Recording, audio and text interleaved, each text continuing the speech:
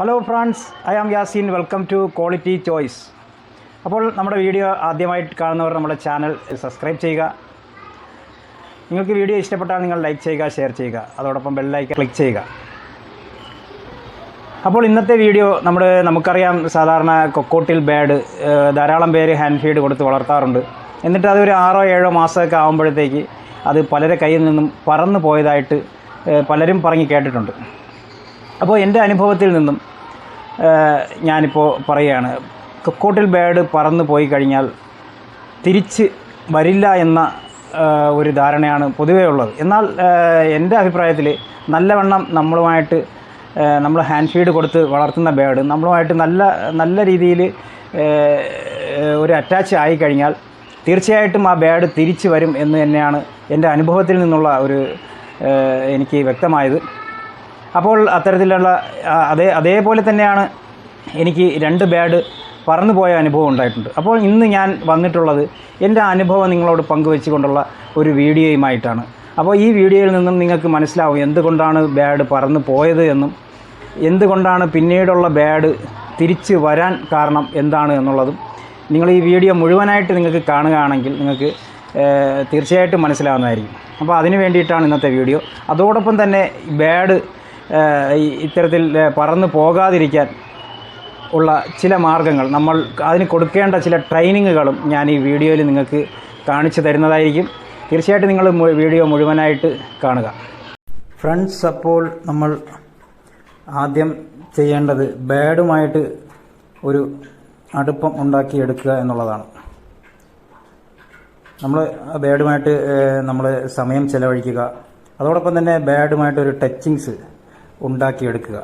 നമ്മൾ പരമാവധി നമ്മുടെ ഗന്ധം ഒക്കെ അതിന് കിട്ടത്തക്ക രീതിയിൽ അതുമായിട്ട് ഒരു ടച്ചിങ്സ് നടത്തി അതിനെ ഇപ്പോൾ കയ്യിലൊക്കെ എടുത്ത് നമ്മളതിൻ്റെ ഒരു കളിക്കൂട്ടുകാരനായി മാറിക്കഴിഞ്ഞാൽ അതിന് ഒരിക്കലും നമ്മളെ വിട്ടു പിരിയാനാകാത്ത ഒരു ബന്ധം ഉണ്ടാവുന്നതാണ്.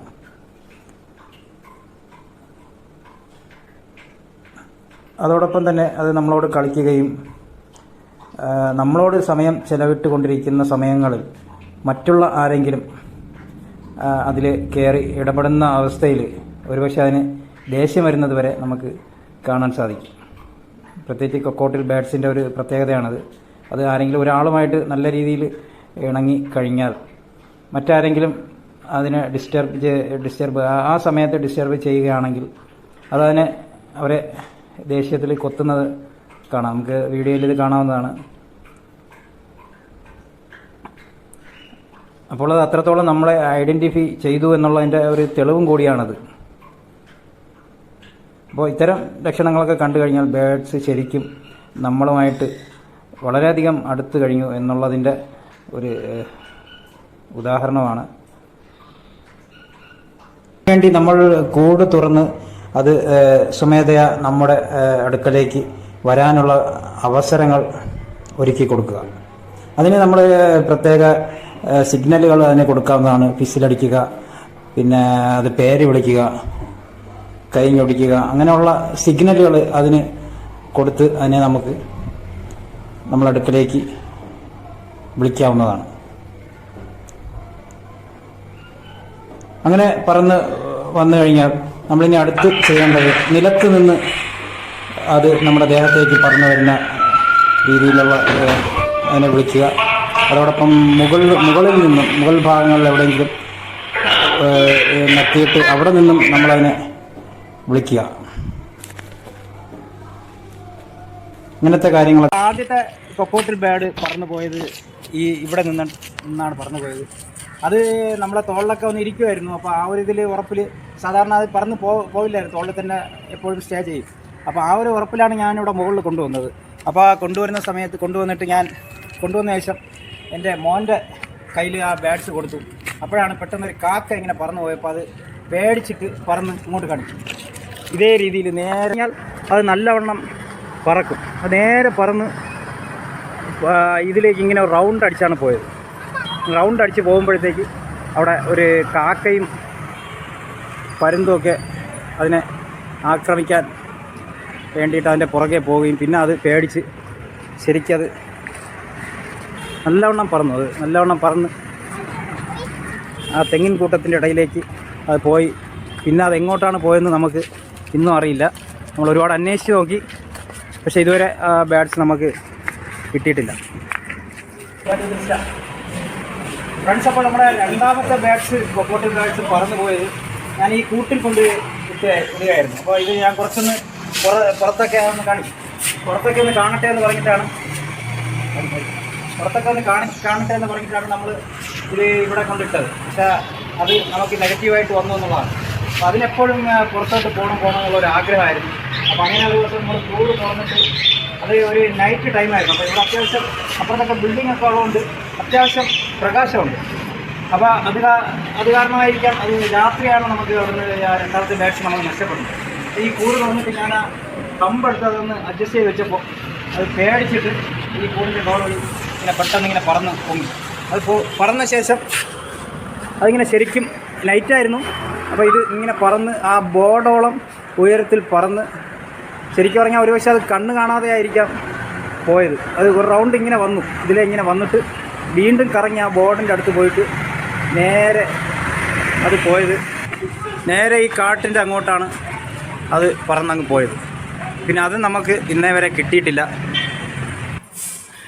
ഫ്രണ്ട്സ്, അപ്പോൾ മൂന്നാമത് നമ്മുടെ കുക്കു, അവൻ ഇത്രത്തോളം നമ്മളോട് അറ്റാച്ച് ആയി കഴിഞ്ഞു.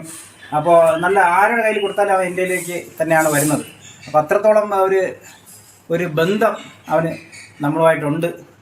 അപ്പോൾ ഒരു ദിവസം അവൻ എൻ്റെ ഇവിടെ ഈ ഭാഗത്ത് ഇരിക്കുകയായിരുന്നു, എൻ്റെ തോളിലിരിക്കുകയായിരുന്നു. അപ്പോൾ പെട്ടെന്നൊരു സൗണ്ട്, അവിടെ പാത്രം എന്താ വരുന്ന സൗണ്ടിൽ പേടിച്ചവൻ ഈ റൂം വഴി അങ്ങോട്ട് പറന്നു പോയി. ഇങ്ങനെ അവൻ ഇതേപോലെ ഇങ്ങനെ നേരെ അവൻ പറന്ന് ഈ ജനാല വഴി സ്റ്റോപ്പ് ചെയ്യാതെ തന്നെ നേരെ പറന്ന് നമുക്ക് അങ്ങോട്ട് കാണാം, ആ തെങ്ങിൻ കൂട്ടം കാണാം. അതുവരെ പോയി കറങ്ങി വീണ്ടും ഈ ബിൽഡിംഗ് വഴി വന്നിട്ട് വീണ്ടും ഒരു റൗണ്ട് വീണ്ടും അങ്ങോട്ട് അവൻ കറങ്ങിപ്പോയി. അപ്പോൾ ആ സമയത്ത് ഞാൻ പെട്ടെന്ന് ഡോറ് തുറന്നിട്ട് ഈ ഭാഗത്ത്, ഈ കൈവരിയിലെ ഭാഗത്ത് വന്നിട്ട് ഞാൻ കുക്കു എന്ന് പറഞ്ഞ് വിളിക്കുകയും അവൻ വീണ്ടും പറന്ന് എൻ്റെ സൗണ്ട് കേട്ടിട്ടാണ് അവൻ തിരിച്ച് പറന്ന് നേരെ ഈ കൂട്ടിൻ്റെ അടുത്ത് വന്ന് കറക്റ്റായിട്ട് അവൻ വന്ന് ഇരിക്കുകയും ചെയ്തു. അപ്പോൾ അതിൽ നിന്ന് മനസ്സിലായത്, ശരിക്കും അവർ നമ്മളോട് തിരിച്ച് പറന്ന് വരണമെന്നുള്ള ആഗ്രഹമൊക്കെ ഉണ്ട്, പക്ഷെ അവർ വഴിതെറ്റി പെട്ടെന്ന് പോകുന്നതാണ്. തിരിച്ച് വരുമെന്ന് തന്നെയാണ് എൻ്റെ വിശ്വാസം. കൊക്കോട്ടിൽ ബാഡ് പറന്ന് പോയി കഴിഞ്ഞാൽ തിരിച്ചവർ വരും. അവർക്ക് നമ്മളെക്കുറിച്ചുള്ള ചിന്തയും കാര്യങ്ങളൊക്കെ ഉണ്ട്. എന്നാൽ അവർ ഒരുപക്ഷെ ഈ ഒരു വർഷമൊന്നും ആകാതെ, ഒരു വയസ്സ് ആകാത്തതിൻ്റെ ആ ഒരു പക്വത കുറവായിരിക്കും. അവർക്ക് പെട്ടെന്ന് മനസ്സിലാകാത്തത് കൊണ്ടായിരിക്കാം അവർ പറന്ന് എങ്ങോട്ടെങ്കിലുമൊക്കെ പോകുന്നത്. അപ്പോൾ ഇതിൽ നിന്ന് മനസ്സിലാവുന്നത് കൊക്കോട്ടിൽ ബാഡ് തിരിച്ച് വരും.